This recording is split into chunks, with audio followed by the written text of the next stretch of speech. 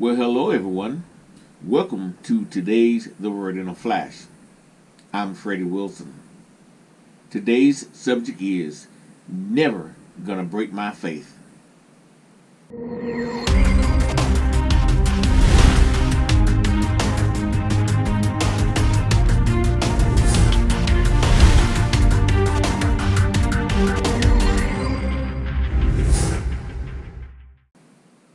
We all go through things in life.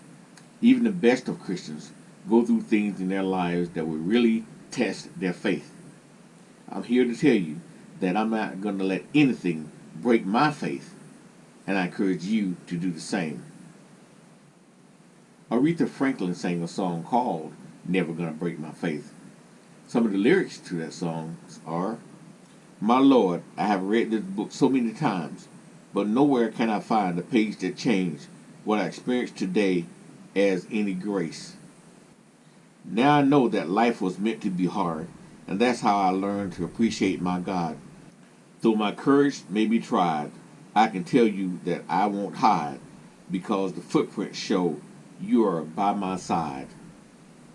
You can cast the first stones, you can break my bones, but you're never gonna break my faith." Aretha Franklin sang about a number of things in her song that will make a person question their faith in God. But let me tell you, the devil don't mind putting doubts in your mind to have you questioning your faith in God. That's not unusual. You're going to have to be the person that stand up to the devil and say, "No, I'm going to keep my faith in God. I wouldn't be sitting here today talking to you had it not been for my faith in God." You must acknowledge God in all that you do and always ask Him for the courage and wisdom it takes to have faith in Him.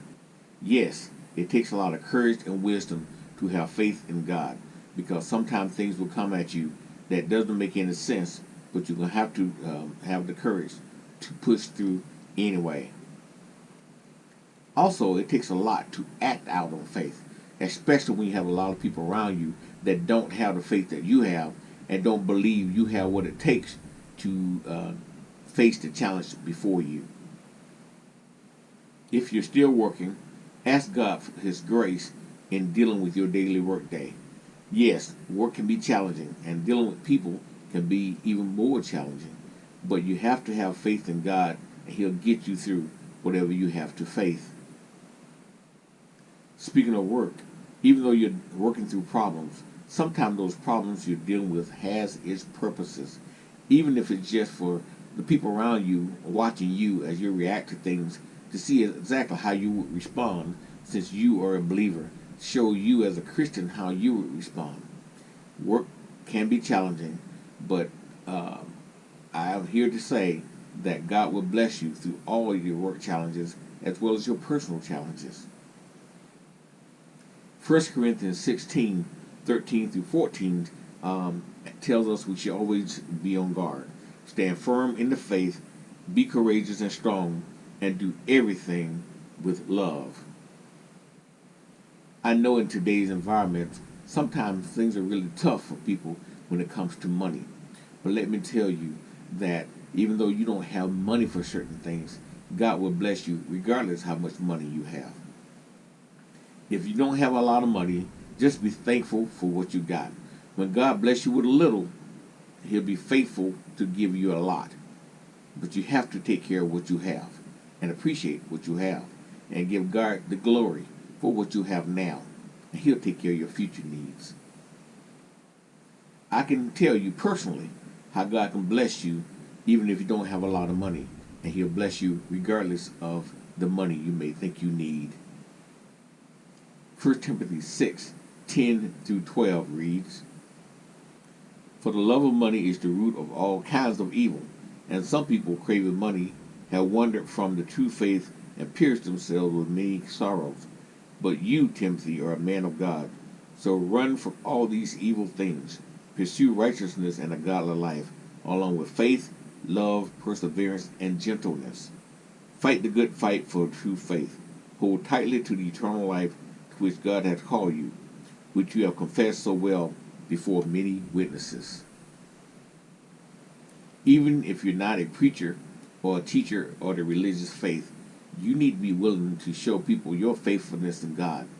And dealing with things that you are dealing with in your life, you have to move from fear to faith. Don't be afraid to share your faith with others. I'm here to tell you how just being a witness to someone can be a blessing to them and let them realize there is hope in dealing with their current situation. I know too many times in your life you tried to do something and it didn't work. Let me tell you, failure will strengthen you to build you up for your future. So don't be afraid of your failure, because sometimes it'll make you not want to try again. But be willing to try again as many times as it takes for God to bless you on your journey. You have to shake off the way of your failure and turn to God and never doubt Him. Matthew 14:27 through 31 reads, "But Jesus spoke to them at once. 'Don't be afraid,' He said. 'Take courage, I am here.' Then Peter called to Him, 'Lord, if it's really you, tell me to come to you, walking on the water.' 'Yes, come,' Jesus said. So Peter went over the side of the boat and walked on the water towards Jesus. But when he saw the strong wind and the waves, he was terrified and began to sink. 'Save me, Lord,' he shouted. Jesus immediately reached out and grabbed him. 'You have so little faith,' Jesus says. 'Why do you doubt me?'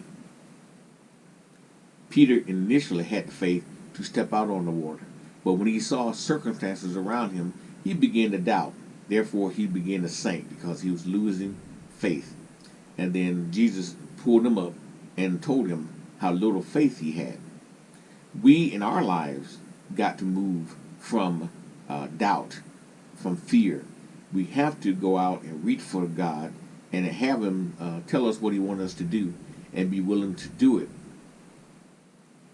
I've said it before, you may have to be the first one around you to step out in faith. And when you do, never doubt the Lord and willing to obey everything He tells you to do. Again, this is all a matter of faith. Faith is one of those things that God expects from all of us. If we have a little faith, we can grow. We can become the faithful children of God that we should be.